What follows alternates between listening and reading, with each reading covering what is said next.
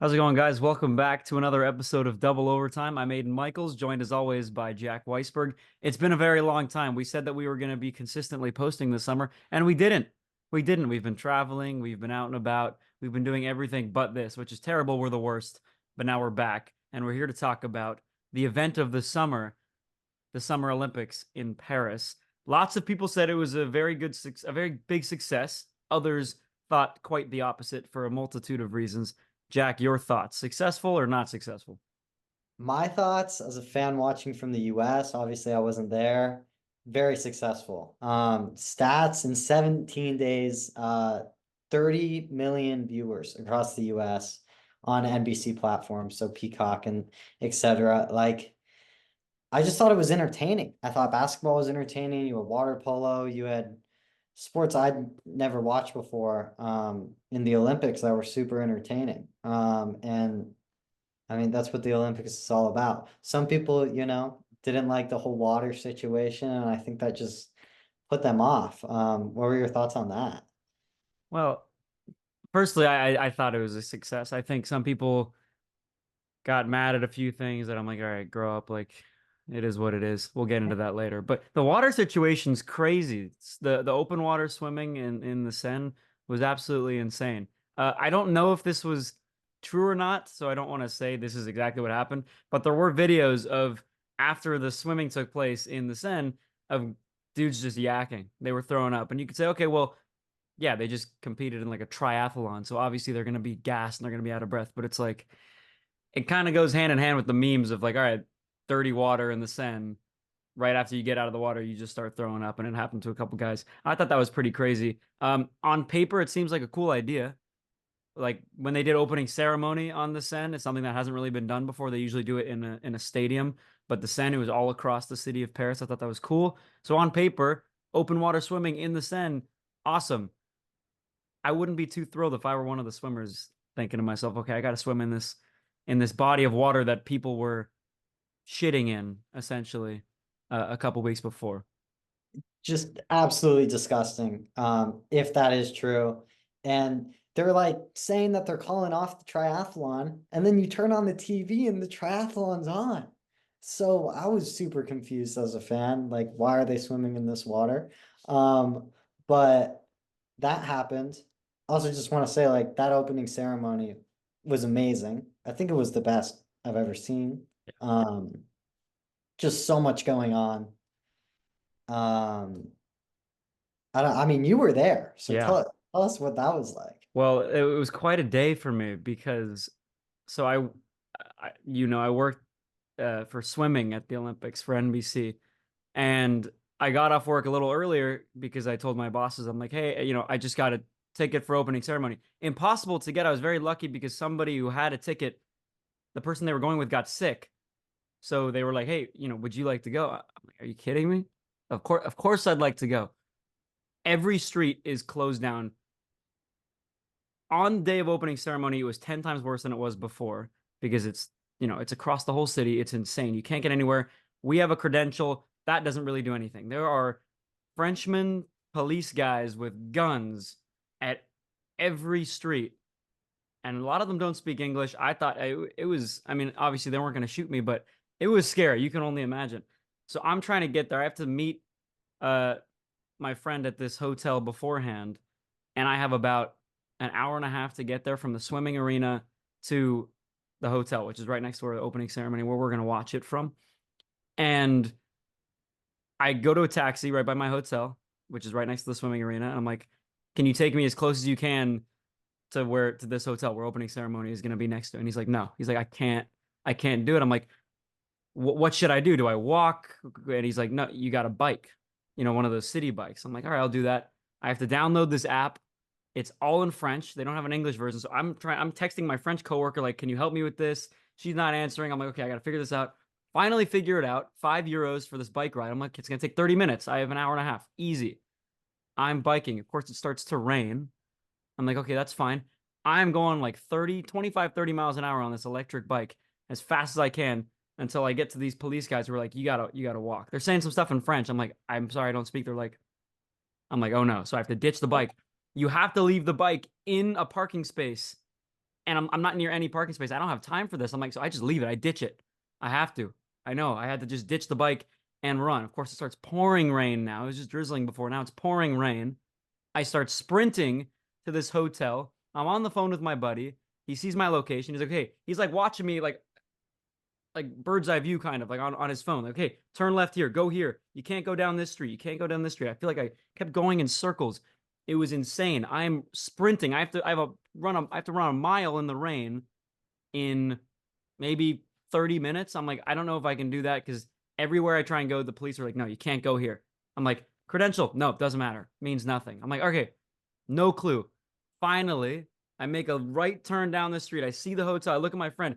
He's waving at me like this. And I finally get there. Turns out I had like 45 more minutes to spare. So it wasn't as crazy as I thought.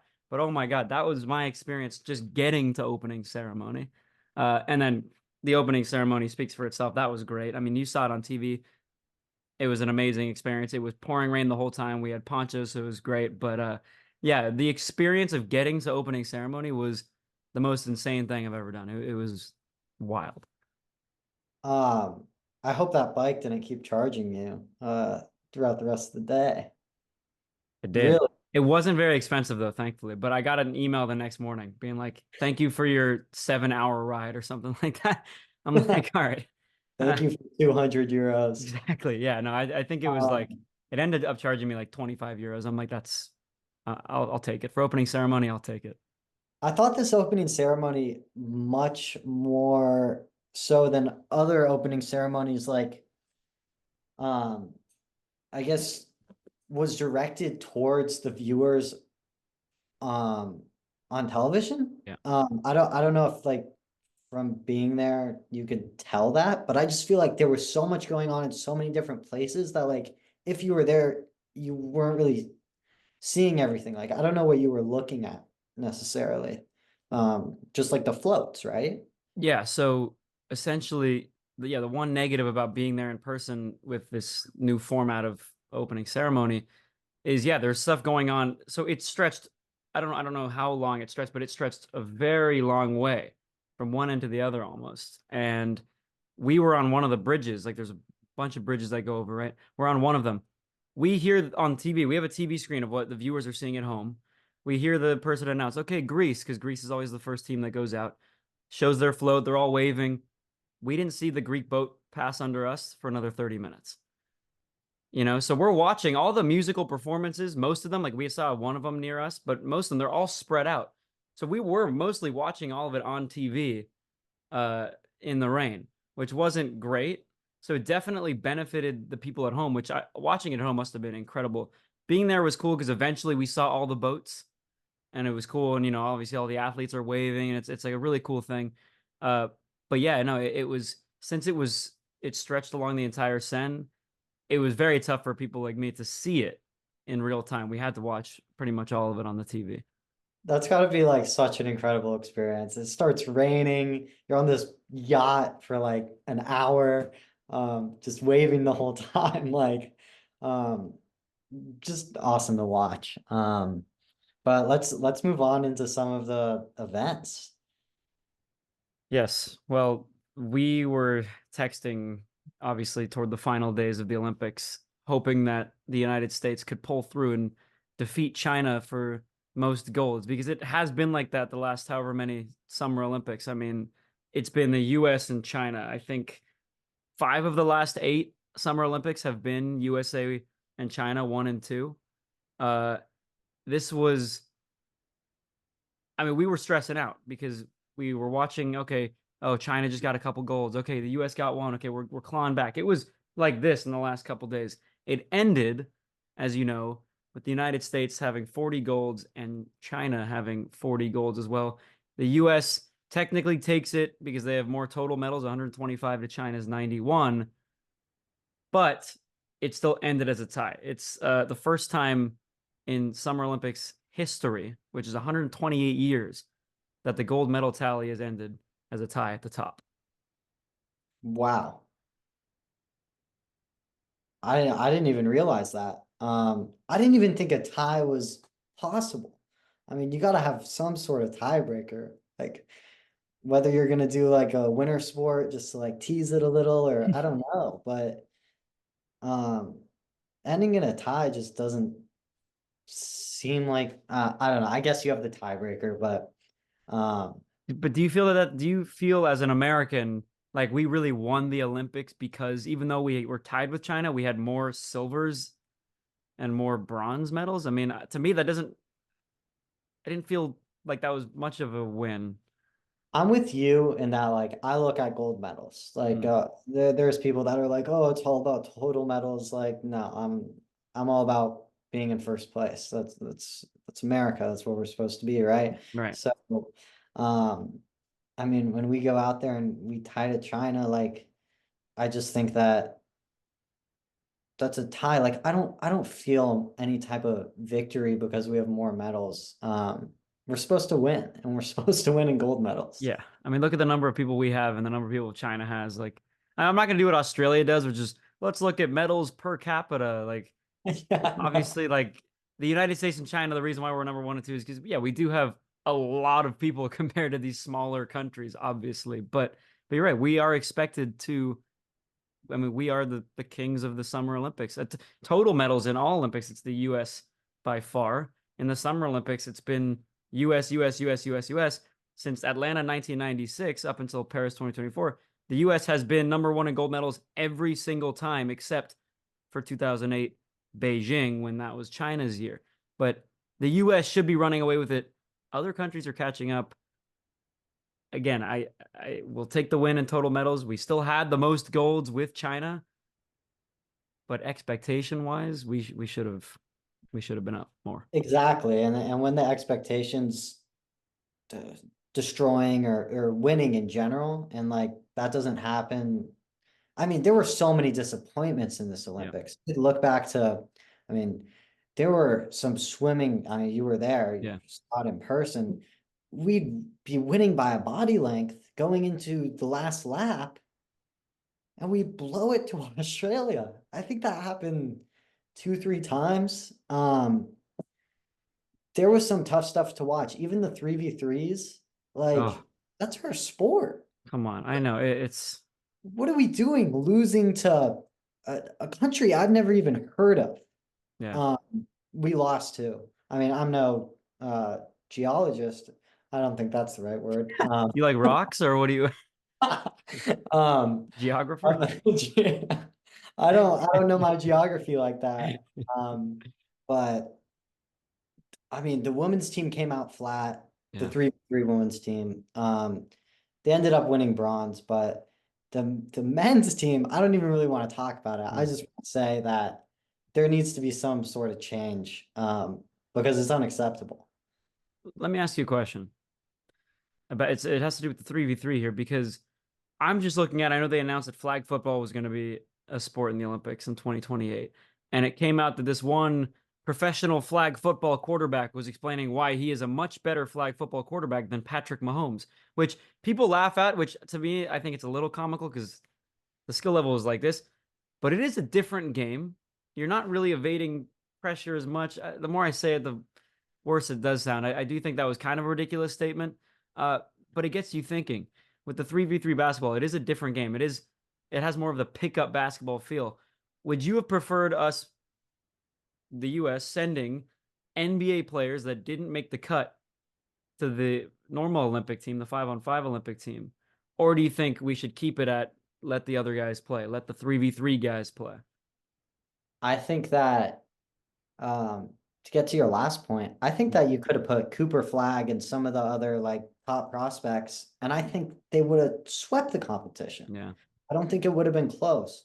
I don't even think you need NBA players necessarily. You can get younger guys that are a lot better than um, the guys that we put out there. And Jimmer Fredette, like you're great, but I I just think he's at the end of his run. And those other guys are nobodies, and I mean they prove that.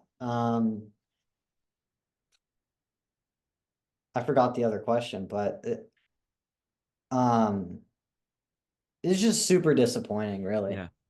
Yeah.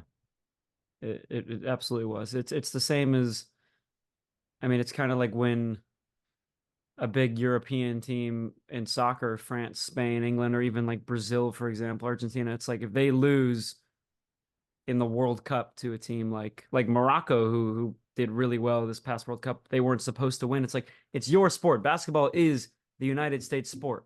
It is. We are the best at basketball. No one's going to question that. To lose in a basketball competition, I know that the men's and women's won gold in the 5v5, which is what we care about most.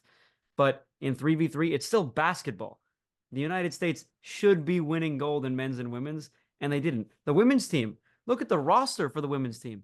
Very talented WNBA players, players that were unbelievable in college, that swept the nation in college. That team on paper should be winning every single game in that 3v3, and they didn't. They didn't. There's no balance on that roster, really. Mm. I mean, Van Lith doesn't really shoot threes. Then I forgot the girl's name, but you have a center out there who also like will shoot, but she's not shooting from a high percentage. When all these other teams, every player on their roster can shoot 40% from three, can take you to the rim. You, you're going to need people that can do everything. Mm. Uh, I thought the men's US team did a good job of putting people out there that could do everything. Um, Giving like Drew Holiday, Devin Booker, um, guys like that a lot of minutes because they were playing great defense and they were executing at a high level on offense. 3v3 needs a total change. I think you sweep the people, the choosing committee for whoever's choosing these players, they're in trouble. Jobs are in jeopardy for sure. You, Um, you gonna take over that job? I I mean, if they're watching, I'm definitely somebody that you guys should have in consideration. Me and Aidan would be glad to take the job. Um, and we'll bring home gold. Yeah. I mean, that's the difference right there. Losing at your own sport, but not losing once. I mean, in those early games, I didn't even really know how 3v3 basketball worked, but we had like 5 games before uh qualifying for like the playoffs or whatever, the bracket. Mhm. Like, I think the men's team like maybe won like one game or went like 0-5 or something, and the women's team like lost their first 3 games against just like teams that do not have basketball players. Azerbaijan was one of the countries, by the way. Okay, thank you. Yeah, Yeah. exactly. That's Like, a, they've historically never ever been good at basketball. That's not a knock to them. That's simply just not their sport. They're good at other things. Combat sports is their main thing. Basketball, it's as if the U.S. men's team would win the World Cup in basketball or in soccer. That's what it seems like. It just wouldn't happen. No offense to our men, but it just wouldn't happen. Like, by the way, I want to give credit to all of those countries, like Azerbaijan, for example, that won and beat us in that 3v3. Like, it is a very, very good accomplishment. That in itself, if they don't medal, is a fantastic accomplishment. So credit to them. The reason why it's our conversation sounds so negative right now is because we are American, and of course we'll give credit to those teams, but we're American. We want the US to win every event, and when we lose events like this, it hurts us. and you wouldn't be hearing all this negativity if we won the gold medal count, Right. but we didn't. So I'm just frustrated. All right, I'm not. Right. I think all of our players are really talented. I Yeah. just think maybe we need to get some more talented players if we want to win the gold. That's all I'm Right. saying. It did feel like we put out our D team. Like there are again, if you don't put in NBA players in the 3v3, you could compile a team of college players that I think would win gold. 100%. 100%. I mean, like you said, like just big top prospects would absolutely win it. So there were events that the US should have won, they didn't, which of course leads us to the 40-40 tie. However, there are a lot of events that maybe we shouldn't have won, which we won. The one that sticks out to me the most was Cole Hawker, the guy who won the 1500 men's for the athletics. That last clip is amazing when he's just sprinting at the end just to win it. And I think another American got, I want to say he got bronze. I think we went 1-3. Um, But there's stuff like that where Cole Hawker was just not supposed to win that, gets a gold for the US, brings up the tally. So there are events like that where we should not have won it, and we did. So we got to give credit to that. So shout out Cole Hawker. That guy, I had never heard of him before. I'm not a big track guy. I don't know if you're different, but for me, there's a lot of sports. Most of the sports in the Olympics are sports that I would never watch during the regular year, like swimming, gymnastics, and athletics, the three biggest sports in the Summer Olympics. You wouldn't catch me watching that normally. Only in the Olympics was when I'd watch it. So Cole Hawker, I wasn't familiar with him before. He absolutely killed it. Got a gold for the U.S. Yeah, I mean, me neither, but Cole Hawker, I mean, he was in sixth or seventh place before that final lap started. Um, even like he's in like fifth, fourth place, on the final quarter lap. Just super impressive. So yeah, that goes to show like that we did win some that maybe we shouldn't have won. Um, um, but I do have to say we probably lost more that we should have won than we did win that we shouldn't have won.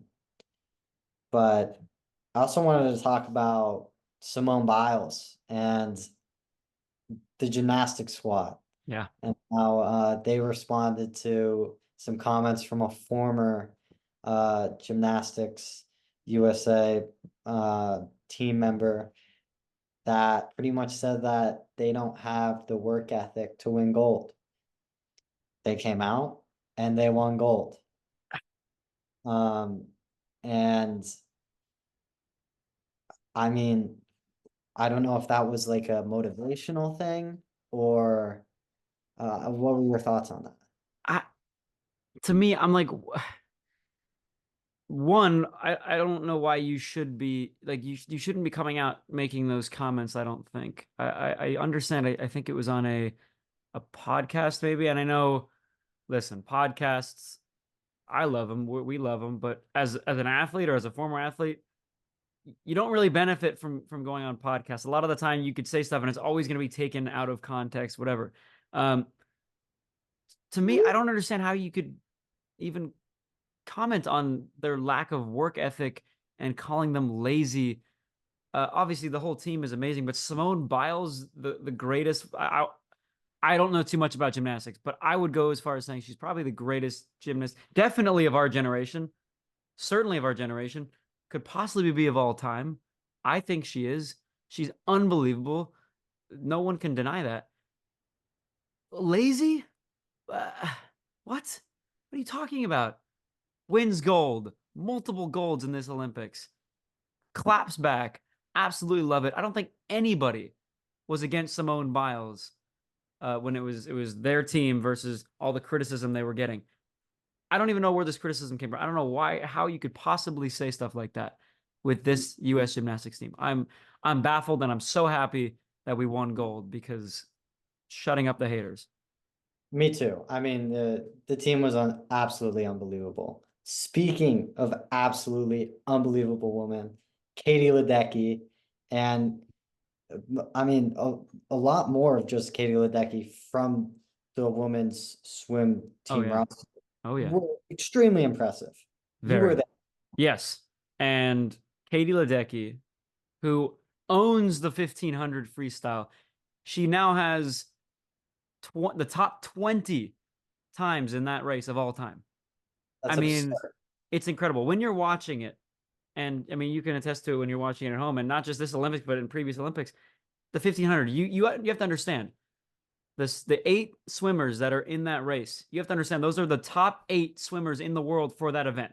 They do qualifiers in the morning, then they do semifinals at night, and then they end up doing the final. They narrow it down to the best in the world at that event. And Katie Ledecky finishes way before the second place and the third place and the fourth place. It is not even close. You understand that she wins the race probably around lap two. You want to say at around the 200-meter mark, Ledecky's gone. She's gone. Her endurance is insane. It is crazy to me that you have the top eight swimmers in the world at that event, and Ledecky is that far ahead of everybody. It is absolutely incredible. Um, I mean, just exactly what you said. Ledecky blows everything out of the water. I heard something that this Olympics, it was I think only 2 meters deep.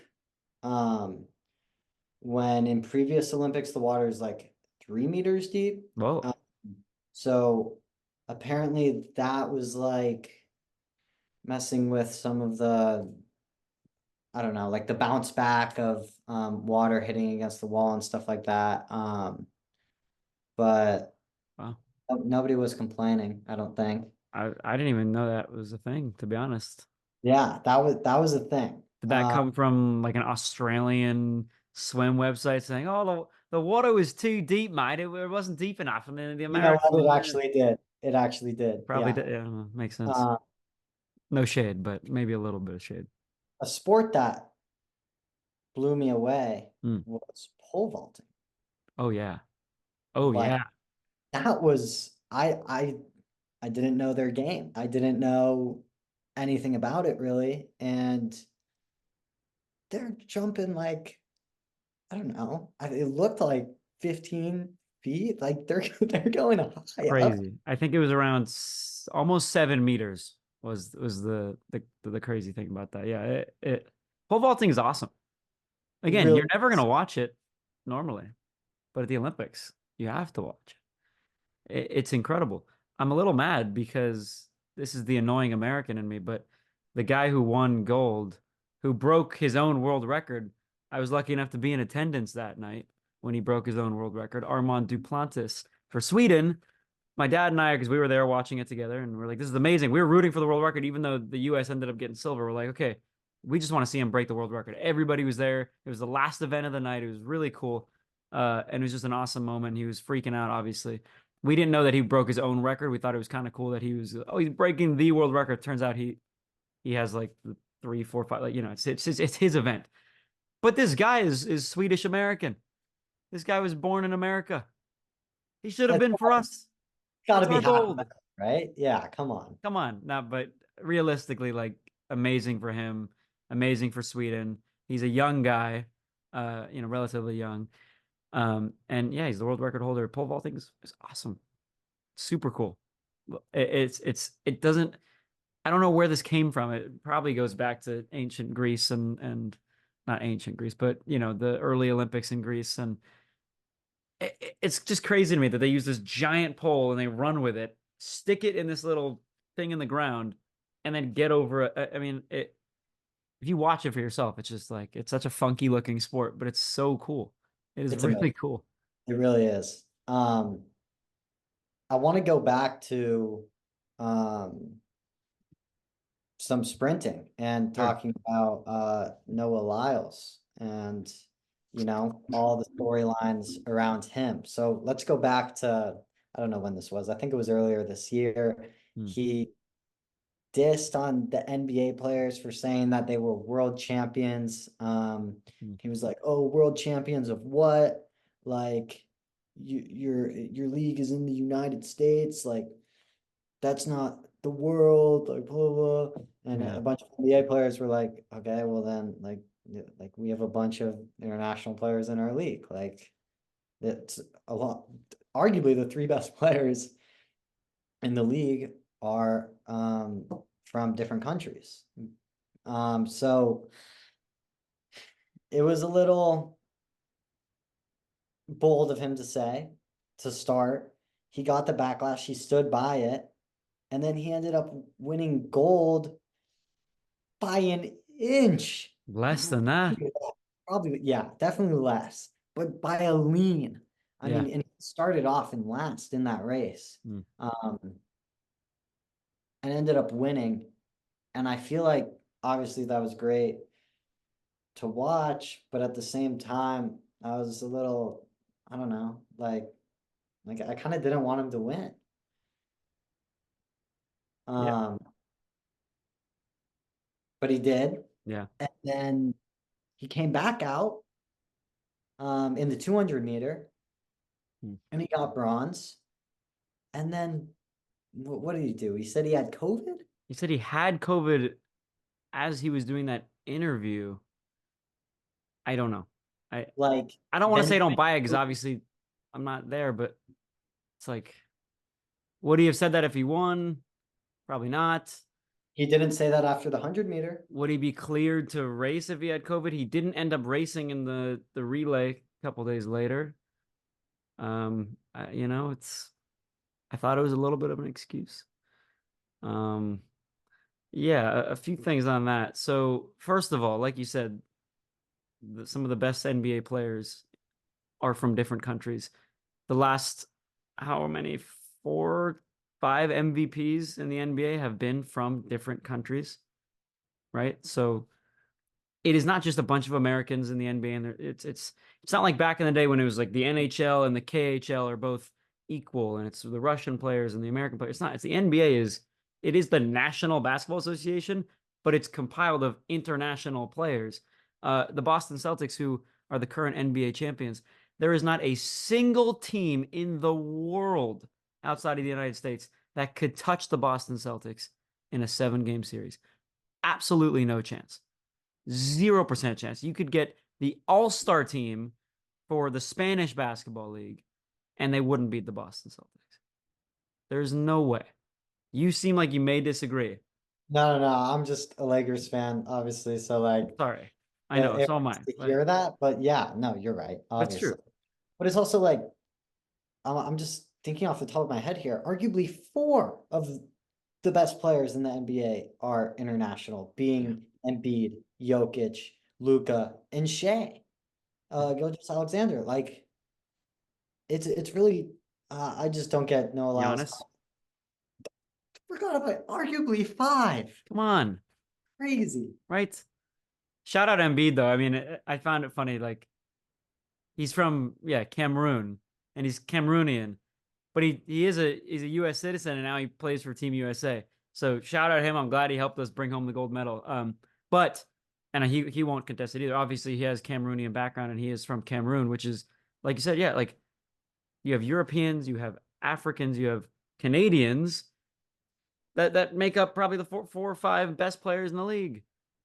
So world champions of what? They are it's the best compilation of basketball players in the world in a team win the championship. I know we're Laker fans. We hate the Celtics, but the Celtics, yeah, they beat it. They beat every team that they needed to beat.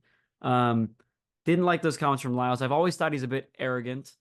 Um, I know a lot of people are defending him. He did back it Right? up a little bit when he won the 100 meter. He said that's, or I don't know, was it? They said the 200 was his race, and he ended up not winning that. But still, he won the 100. Amazing. You look at the photo finish. I think the Jamaican guy crossed his foot over the line first, but that doesn't matter. It's the chest.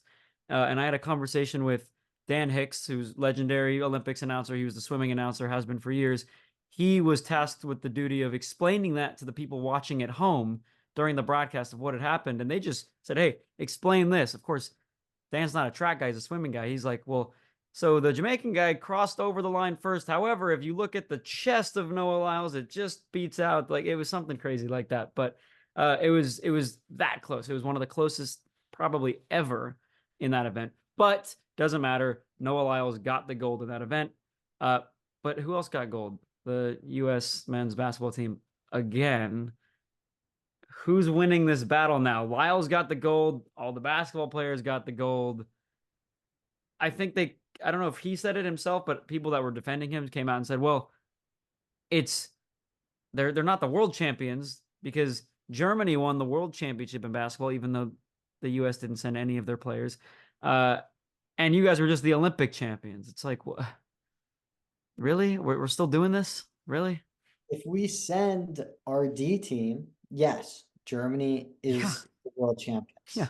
I'll admit that. Germany has a great team. I'm not Yeah. saying anything bad about them. Same with France, same with Serbia. There's a lot, Sure. it's like Canada.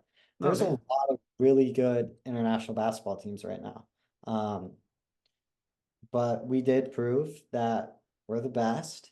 Hmm. Um, but I was surprised by how close everything was. Yeah. Um, we were down double digits to Serbia. I Pretty sure we were also down double digits to France. think so. And That's scary stuff. I mean, I know I was texting you and you Mhm. were like, "Oh, don't worry about it. They'll be fine." I was a little nervous. I won't lie. It's fair. The reason why I was texting that is because I do feel like whenever I watch a game and the underdog is winning, like for example in the Premier League, whenever Manchester City is losing, this happened the other day when Ipswich Town, a newly promoted team, was beating them. I'm like, they're not gonna win. Like they scored the first goal, they're not gonna win. What happened in 3 minutes? I mean, Manchester City already took the lead. They ended up winning 4-1. Like, so the reason why I said don't worry is because I know Serbia is a good team, but when we were down, I'm like, we're not we're not losing this game. There's absolutely no chance the US is losing this game. Of course they didn't. They ended up winning gold, thankfully. Uh, but there was a little nerve. I do remember when I was watching when we were texting back and forth and we were down.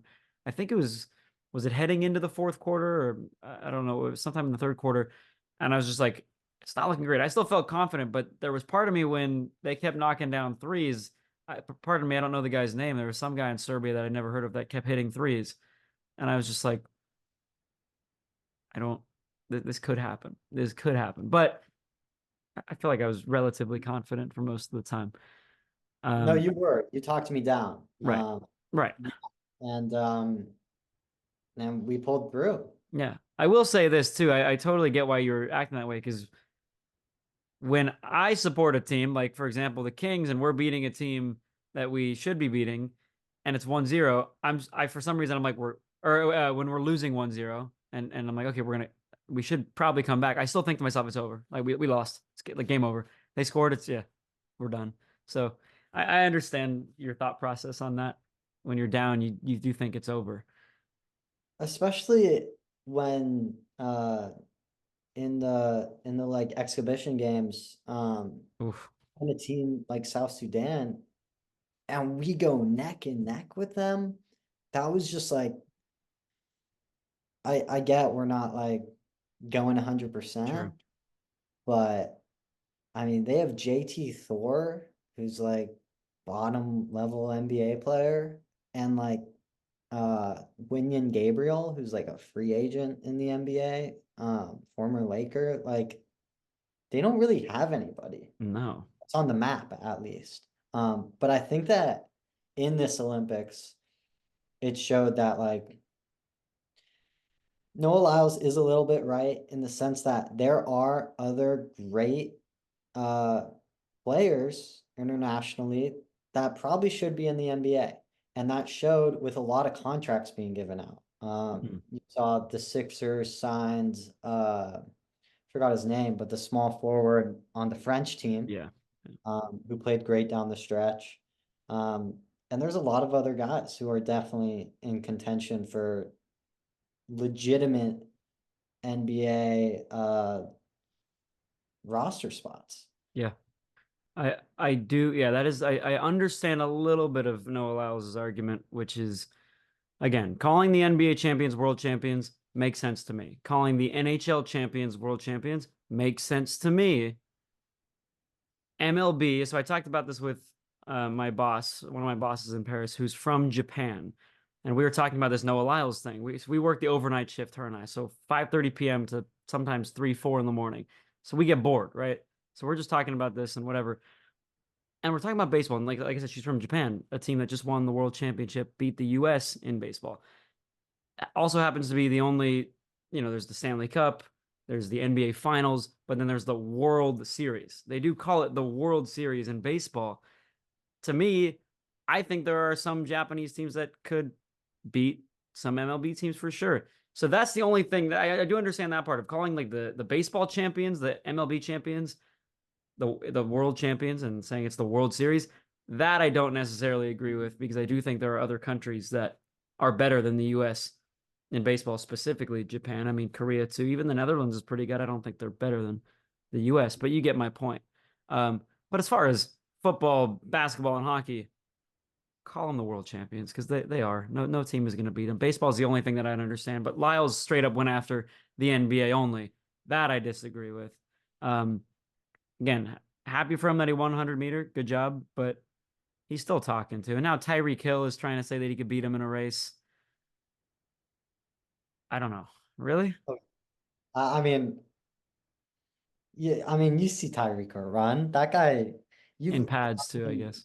you've also seen him like in an actual track and field event, and he smoked everybody. And these are guys that do track and field for a living. Yeah. Smoked him. So I believe in Tyreek, but I'm 50-50 because uh a buddy of mine, Vince, who I work with in Wisconsin, posted something where it was like they took Tyreek Hill's best time at the 100 meter and compared it to like the top times of the high school 100 meters, and he wouldn't even be up there. Like high schoolers would beat him. But then I saw a different thing that was it showed a video of track, like 100 meter of like I don't know if it was the Olympics or the World Championship or whatever. And then they, like in the Olympics, they did the world record line and it moves. They did like a Tyreek Hill line, and he was up there with the Olympians. So I'm not sure what I should believe. That's why I'm 50-50 because I've seen things on both sides that are proving that Tyreek Hill would have a chance and proving that he would stand no chance. So I don't know what's real and what's not. I think the only thing is we need to see the race. yeah, But I wouldn't believe that high schooler stuff. Uh, Lyles, there's no way he doesn't win. Like, right? I know I'm 50-50 because I know we won't know until we see it, but as much as I don't like Noah Lyles, and I will always say that. I don't like how cocky he is, arrogant, all the comments he's made regarding the stuff we just talked about. Not a fan. But come on. Tyreek Hill has got to be a little in over his head on this one, right? Come on. I don't know. I think Noah Lyles, if they do have a date, he might come down with COVID and it might just never happen. Um, Uh, to go back to the Japan US thing real yeah. quick, I completely agree with what your coworker said because when you have a guy like Yamamoto coming over to the MLB for hundreds of millions of dollars, that just shows like, okay, you guys have amazing players Yeah. that are trying to actively get to our league, which we claim is the best league in the world. Yeah. And also rewind a couple of years with Otani, like also a product of the Japanese baseball league. And it was Otani's, gosh, was it his agent or his coach or somebody in his life? He wanted to go straight to the MLB, and his agent was like, "No, like make a name for yourself in Japan and then go." He did, loved by the entire country of Japan, and now is loved by the entire country of the U.S. in a Dude, couple of years. you got it all wrong. That his translator said that. Ipe, Yes. really? Yeah. But You, uh, I wonder what that guy's up to right now. you're not in jail, He should be, right? right? I saw some pictures of him, What, just lounging out? Like, yeah, I think he was out and about, like even Shake Shack or something. So, oh, no, he was delivering Shake Shack. oh He yeah, was dashing like you. yeah. I've been a dasher in my day. Can you imagine getting Shake Shack from Ipe? You're just like, here he is at your doorstep. It's You pretty know, cool. what if I rang my doorbell today? I'm not really a fan of that. Like, leave it at my door, you know? So if eBay rang on my doorbell, I would not be happy about it, Is that what probably. you do when you dash? You just like leave it? Yeah, right? Like, you want me I to ring guess your doorbell? Like, what if we're in the middle of a pod, right? that's true. It is kind of an awkward thing too to be like, oh, The ring on your, here you go. Like, I could open my door, man, and just, yeah, it upsets me. By the I way, think, yeah. oh well, we should totally not keep talking about this because I'm gonna get sidetracked. But I just noticed the other day, ordering food in Madison, they have to take a photo of it to prove that they left it because people like steal stuff all the time. Every time I've ordered food this summer in LA, they don't take photos. And sometimes it's not there. I'm like, they'll leave it at a different place. I'm like, dude, you got to take a photo, man. Like, I'll give you 5 stars anyway, but you got to take a photo. I don't know if you're using the dash or using the Oh, E. Postmates. I'm using Postmates. That's your issue. You see, if you're using dash, while there's many problems with it, they make you take a picture. Um, But I think they're supposed to make you take a picture for Postmates too, but they just don't do it here. They do it in Madison all the time. Every time they do it. I've been they in the photo. Like I'll grab it from them and they'll be like, "Hold on, I need to take a photo of you with it." Oh yeah, that's Yeah. happened. Yeah. Yeah. Like, and I'm Uh, okay with that because it's like I got my food and here's proof that, because what if I'm like, oh, I didn't get my food and then I get free food? It's like, I here's mean, proof that you gave it to me. it should just be like that all the time. You just That's wait what for I them think. to pick up the bag, get a nice Because, picture. You yeah, can have like a exactly. full, then you have like a compilation in your app where you It's can true. just go through and look at all the meals you've ever had. Exactly. Exactly. I agree. Anyway, what are we talking about? Sports? Got it. That was quite the sidetrack. Yeah. But Japan, baseball, like, yeah, Yeah, it is Japanese. Oh, I would love to see like in soccer they do the Champions League, right? So for example, they do UEFA Champions League, European teams all over Europe, whatever. And they do the same for North America. They should do that, I think, for baseball.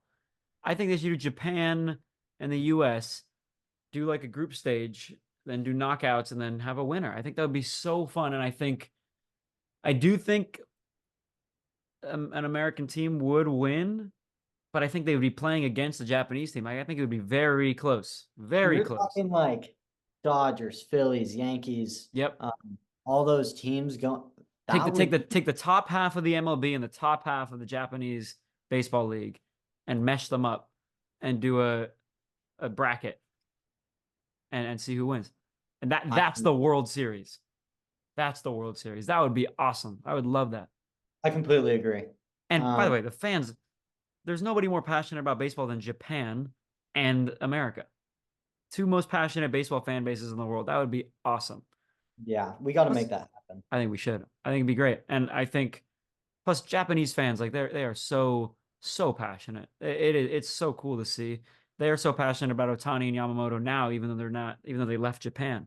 Uh, it's awesome. And one of my goals is if I ever go to Japan, I'd love to see a baseball game there in one of Yeah, the, I forget, the Tokyo Sky Dome or something, whatever that's called, like that. Oh my God, that'd be incredible. I'm with you. Don't Incredible. go without me. That I sounds won't. awesome. We'll go together. That'd be amazing. Um, Anyway, so yeah, we got a little sidetracked on the Noah Lyles thing, but all I'm gonna say is Noah Lyles is the 100-meter Olympic champion. The U.S. men's basketball team are the Olympic champions. The U.S. women's basketball team are the U.S. or the Olympic champions. They all got their golds. Now what? Can we drop it? Now Tyreek Hill's in on the mix. Who cares? That's like YouTube boxing to me. Like it's another one of those like Jake Paul versus Floyd Mayweather type things. Like whatever. Uh, Aidan, here's what we got. what do we Uh, got? we got a tiebreaker for the Olympics here. Starting on what month is it? We're talking August 29th. Oh, right. The Paralympics begins. This is a continuation of the Olympics. It's in everyone's Olympic app. You open that Yeah. up, we're covering the Paralympics. Yeah. We have a chance to winning golds. I think I mean they got to be televising it. Oh, of course. Yeah. Especially with the tiebreaker going. Oh, yeah. We got that. I We think we bet. got it. I think we got it. I don't know what sports we're really good at or I think anything. again, I'm not too, I don't follow it too much, but I think our track is really good. I really think it is. Surely, so they have wheelchair basketball. There's no Yeah, way, like that's our sport. There's no way we lose that. it's got to be. Got to take that.